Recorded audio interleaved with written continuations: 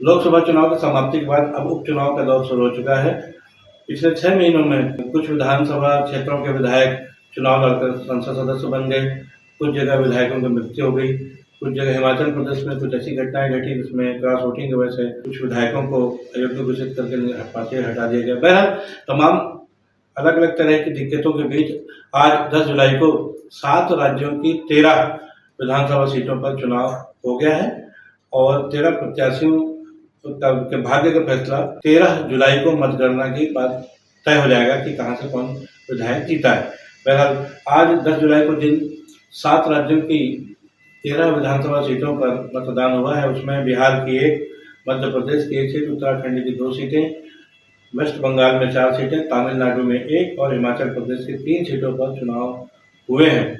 और इन तमाम सीटों पर चुनाव के बाद 13 तारीख को यहाँ पर मतगणना होगी और उसके नतीजे शाम तक घोषित हो जाएंगे। जैसे कि आप सभी जानते हैं कि छत्तीसगढ़ में भी एक ऐसी सीट है जहाँ पर उपचुनाव होना है, वो सीट है रायपुर दक्षिण की, जहाँ से भारतीय जनता पार्टी के 8 बार के अजय योद्धा बृजमोहन अग्रवाल को लोकसभा चुनाव लड़ाया गया और वो जीत भी गया। बहुत भारी मतों से उन्होंने एक बड़ी जीत हासिल की और उनकी लोकसभा सदस्यता मिल जाने के बाद, उनके लोकसभा सदस्य बन जाने के बाद उनकी सीट पर अब एक बार छत्तीसगढ़ में भी उपचुनाव होना है और इसके लिए हालांकि भारतीय जनता पार्टी अपने तरीके से तैयारी कर रही है। आज 10 जुलाई को रायपुर में एक बड़ी मीटिंग चल रही है जिसमें केंद्रीय शहरी आवास मंत्री मनोहर लाल खट्टर सहित छत्तीसगढ़ के प्रभारी नितिन नवीन, मुख्यमंत्री विष्णु व्यवसाय सहित लगभग 1800 भारतीय जनता पार्टी के कार्यकर्ता एक बैठक ले रहे हैं जिसमें नगरीय निकाय चुनाव से संदर्भित फैसले लिए जाएंगे।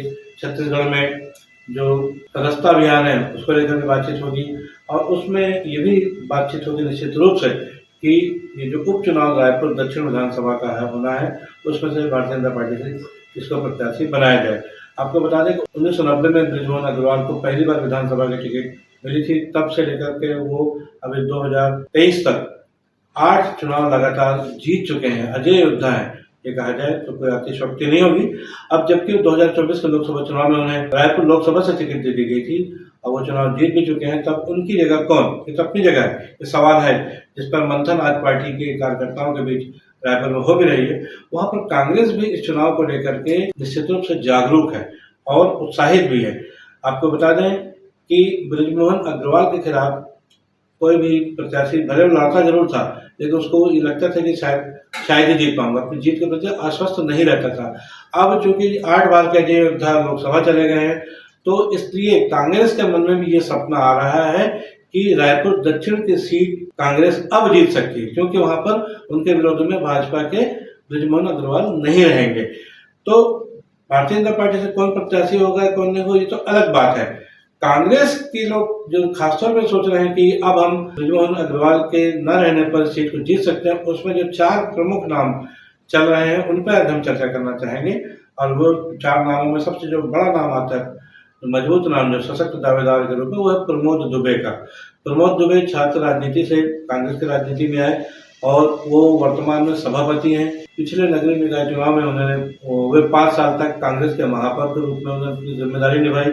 इस बार भी उनको हालांकि विधानसभा की टिकट की तैयारियां चल रही थी लेकिन बहरहाल उनके हिस्से में टिकट नहीं आ पाई और अब जबकि उपचुनाव की तैयारियां चल रही है रायपुर दक्षिण से तो वो सबसे बड़े दावेदार हैं, अपने क्षेत्र के पार्षद हैं, लगातार अजय योद्धा है अपने पार्षदी से और उसके बाद उन्होंने चुनाव भी जीता था पिछली बार प्रमोद दुबे ने, जो कि सीधा चुनाव इन द सेंस जिसमें मतदाताओं ने डायरेक्ट वोट दिए थे उनको, वो चुनाव उन्होंने जीता था।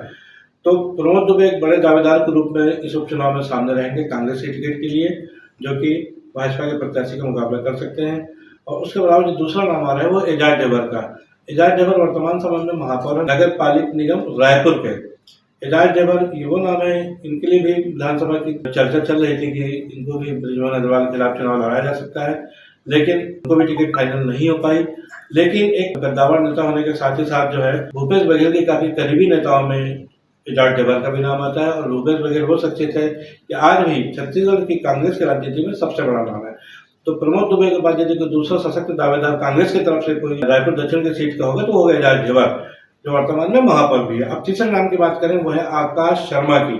आकाश शर्मा वर्तमान समय में प्रदेश युवक कांग्रेस के अध्यक्ष हैं, यूथ कांग्रेस प्रेसिडेंट है स्टेट के, और युवक कांग्रेस मतलब यूथ बॉडी से मुख्य धारा में आने के रास्ते ऐसे ही चुनाव होते हैं। और जबकि उपचुनाव होना है तो आकाश शर्मा की दावेदारी को भी हल्के में नहीं लिया जा सकता। यूथ है और जितने भी जो दावेदार होंगे इस टिकट के, सबसे कम उम्र के दावेदार ये होंगे। आकाश शर्मा तीसरे दावेदार होंगे जिन्हें कि रायपुर दक्षिण से कांग्रेस प्रत्याशी बना भी सकती है यदि पार्टी का सर्वसम्मत फैसला होता है तो। और उसके बाद चौथा नाम है वो कन्हैया अग्रवाल का।